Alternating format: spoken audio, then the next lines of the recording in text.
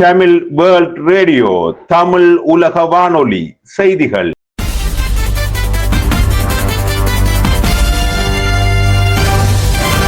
தலைப்புச் செய்திகள். வணக்கம். தமிழுலக வானொலியின் இரவு நேர பிரதான செய்திகளோடு இணைந்து கொள்ளும் நான் லபிதா தர்மசீலன். மயிலட்டி மக்கள் 13வது வெள்ளியாகவும் போராட்டம். சாவகச்சேரி நகரசபை உபதவிசாளரை பதவி நீக்கியமை தொடர்பான மேன்முறையீட்டு மனு மீதான விசாரணைகள் 23 மற்றும் 24ஆம் தேதிகளில். குவைத்தில் உள்ள அமெரிக்க தளங்கள் மீதான தாக்குதல்களுக்கு ஈரானிய புரட்சிகர காவற்படை உரிமை கோரல். சான் பிரான்சிஸ்கோவை வீழ்த்தி இறுதிப் போட்டிக்கு முன்னேறிய வாஷிங்டன்.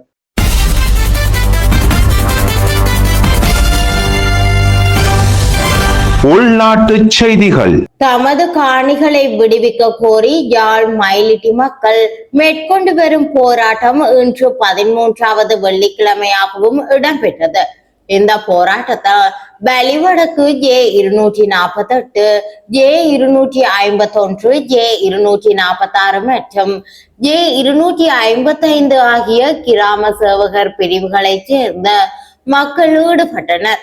யுத்தத்தின் போது இடம்பெயர்ந்து 35 ஆண்டுகள் கடந்துள்ள நிலையிலும் தங்களது காணிகள் விடுவிக்கப்படவில்லை என தெரிவித்து குறித்த மக்கள் ஒவ்வொரு வெள்ளிக்கிழமை தோறும் போராட்டத்தில் ஈடுபட்டு வருகின்றமை குறிப்பிடத்தக்கது.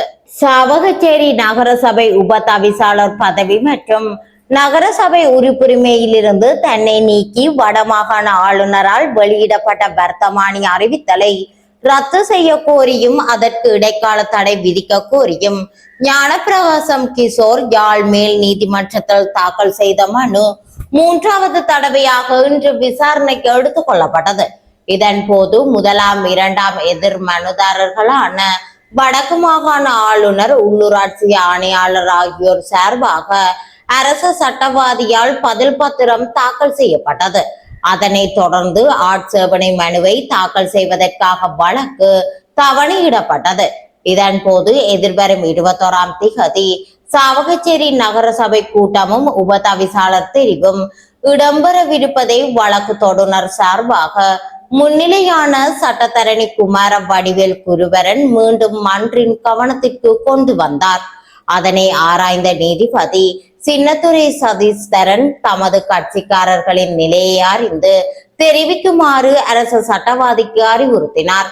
அதற்கமைய கூட்டத்தையும் உபதவிசாளர் தெரிவையும் எதிர்வரும் 28ஆம் திகதிக்கு மாற்ற எதிர்த்தரப்பு இணங்கியது. அதற்கமைய 1ஆம் 2ஆம் எதிர் மனுதாரர்கள் தங்களின் ஆட்சேபனைகளை எதிர்வரும் 23ஆம் திகதி சமர்ப்பிக்க வேண்டும் எனவும் இறுதி விவாதம் 24ஆம் திகதி இடம்பெறும் எனவும் மேல் நீதிமன்ற நீதிபதி சின்னத்துரை சதீஸ்தரன் அறிவுறுத்தி வழக்கை தவணையிட்டார். யாழ்ப்பாணம் மற்றும் கிளிநொச்சி மாவட்டத்தில் உள்ள பெண் தலைமைத்துவ குடும்பங்களுக்கான வாழ்வாதார உதவிகள் வழங்கும் நிகழ்வு வடக்கு மாகாண மகளிர் விவகார அமைச்சில் இன்று இடம்பெற்றது. மகளிர் விவகாரம், புனர்வாழ்வளித்தல், சமூக சேவைகள், கூட்டுறவு உணவு வழங்கலும் விநியோகமும், தொழில்துறையும், தொழில் முனைவோர் மேம்பாடும் மற்றும் வர்த்தகமும் வாணிப அமைச்சால் இந்த வாழ்வாதார உதவிகள் வழங்கப்பட்டன. அதற்கமைய பெண் தலைமைத்துவ குடும்பங்களுக்கு 34 தையல் இயந்திரங்களும் 35 ஆடுகளை வாங்குவதற்கான காசோலைகளும் அடங்கலாக 131 பயனாளிகளுக்கு இதன் போது உதவித்தொகைகள் வழங்கப்பட்டன. இந்த நிகழ்வில் கடற்தொழில் அமைச்சர் ராமலிங்கம் சந்திரசேகர், நாடாளுமன்ற உறுப்பினர் ஜெயச்சந்திரமூர்த்தி ராஜீவன் ஆகியோர் கலந்து கொண்டு பயனாளிகளுக்கான வாழ்வாதார உதவிகளை வழங்கி வைத்தனர்.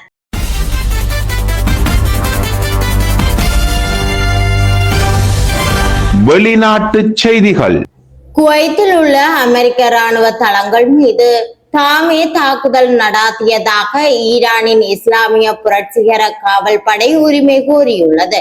இதன்படி அமெரிக்க ராணுவத்திற்கு சொந்தமான ஏவுகணை பாதுகாப்பு ரேடார், ஆயுத கிடங்குகள் மற்றும் ஹிமாஸ் தளங்கள் மீது தாக்குதல் நடாத்தியதாக அந்த அமைப்பு கூறியுள்ளது.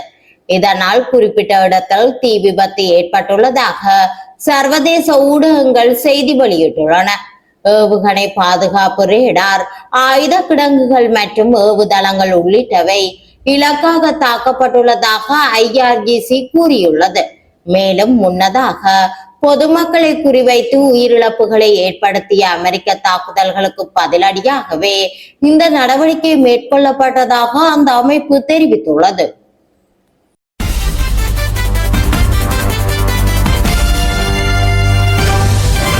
விளையாட்டுச் செய்திகள்.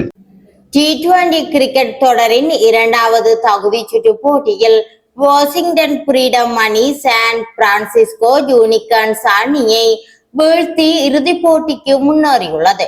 இந்த போட்டி ஆக்லாந்தில் இன்று நடைபெற்றது. வாஷிங்டன் பிரீடம் மற்றும் சான் பிரான்சிஸ்கோ யூனிகார்ன்ஸ் அணிகளுக்கு இடையிலான இந்த போட்டியில் நாணய சுழற்சியில் வெற்றி பெற்ற சான் பிரான்சிஸ்கோ அணி களத்தடுப்பை தேர்வு செய்தது. முதலில் துடுப்படுத்தாடிய வாஷிங்டன் அணி 20 ஓவர்களில் 6 விக்கெட்டுகளை இழந்து 238 ஓட்டங்களை பெற்றது. 239 ஓட்டங்கள் என்ற இலக்கை நோக்கி துடுப்படுத்தாடிய சான் பிரான்சிஸ்கோ அணி 20 ஓவர்களில் 6 விக்கெட்டுகளை இழந்து 231 ஓட்டங்களை மட்டுமே பெற்றது. அதற்கமைய வாஷிங்டன் அணி வெற்றி பெற்றது. இத்துடன் தமிழுலக வானொலியின் இரவு நேர பிரதான செய்திகள் யாவும் நிறைவடைகின்றன. வணக்கம்.